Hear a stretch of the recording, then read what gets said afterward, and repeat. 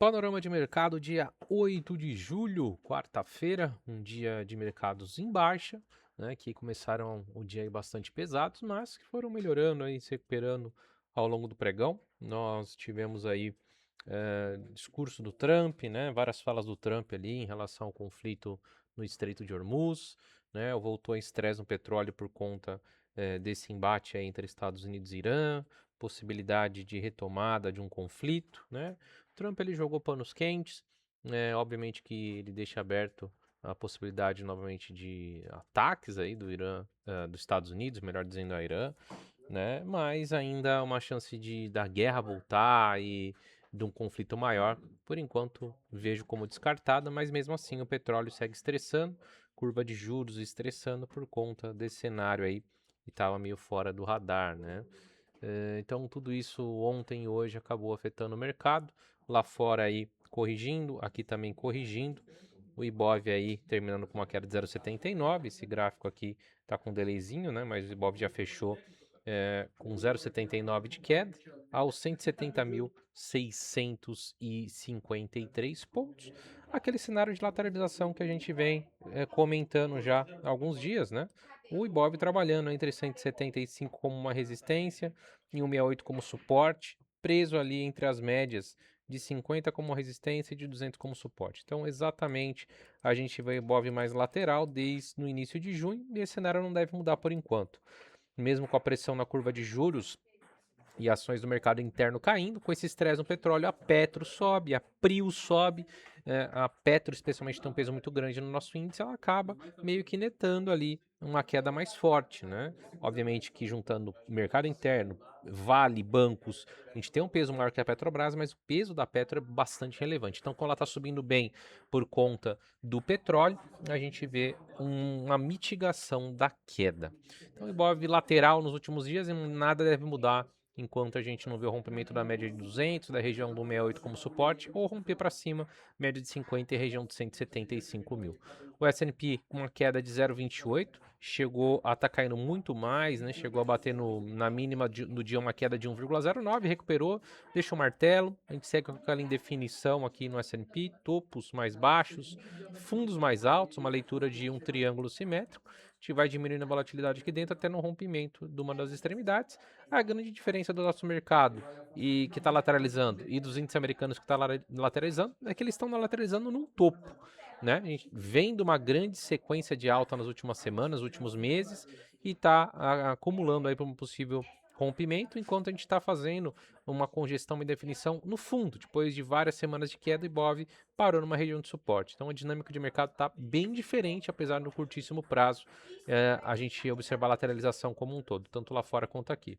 O Dow Jones queda de 1,09, o Dow Jones vem muito bem nos últimos dias, nas últimas semanas, hoje já abriu em gap forte de queda, recuperou um pouquinho, mesmo assim fecha uma queda de 1,09. Dinâmica de alta segue com topos e fundos ascendentes. O Nasdaq fechou positivo, abriu em gap de baixa, chegou a estar negativando bem e virou para queda nesse finalzinho.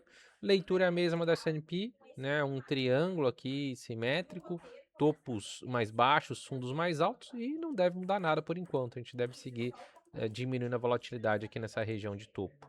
Os juros americanos, o 2 anos, hoje subiu 2,1 bips, chegou lá no topo novamente, está bem estressado a curva de juros, as apostas em aumento de juros seguem firmes. Os 5 anos também subiu 3,2 bips, está voltando também para a região de topo, lá dos 4,35, e o 10 anos ainda não chegou numa dinâmica de topo, né? Mas está subindo hoje 2,2 e está ligeiramente aí superando o topo do início de junho, mas ainda falta um pouco para buscar o topo de maio. Mas mesmo assim, um estresse generalizado na curva de juros curta, média e longa. O petróleo voltou a estressar no dia de hoje, né? Com esse conflito, essas falas ali do Irã, do Trump. O petróleo ontem subiu 5,40, hoje subiu mais de 4%, 4,11% de alta no momento, chegando a estar subindo mais. E a gente pode ver aqui um estresse maior, né? Quem sabe um pivô de alta para o petróleo voltar a mirar lá para a região próxima dos $90, 87, $90. Depois de ter caído muito forte nas últimas semanas, chegar em patamar pré-guerra, a gente pode ver uma reação aí se as tensões continuarem a subir.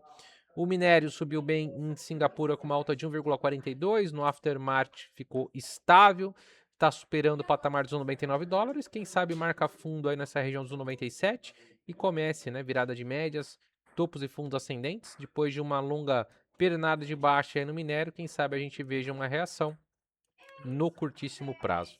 Metais preciosos seguem em queda, o ouro que estava caindo forte hoje recuperou um pouquinho, mesmo assim caminhando para fechar com 0,68 de baixa, nos 4.078 dólares. A prata, uma queda mais ampla aí de 2,73% no momento, negociando a 58 dólares e 34 centavos, caminhando aí para buscar a mínima do movimento novamente, tendência clara de baixa.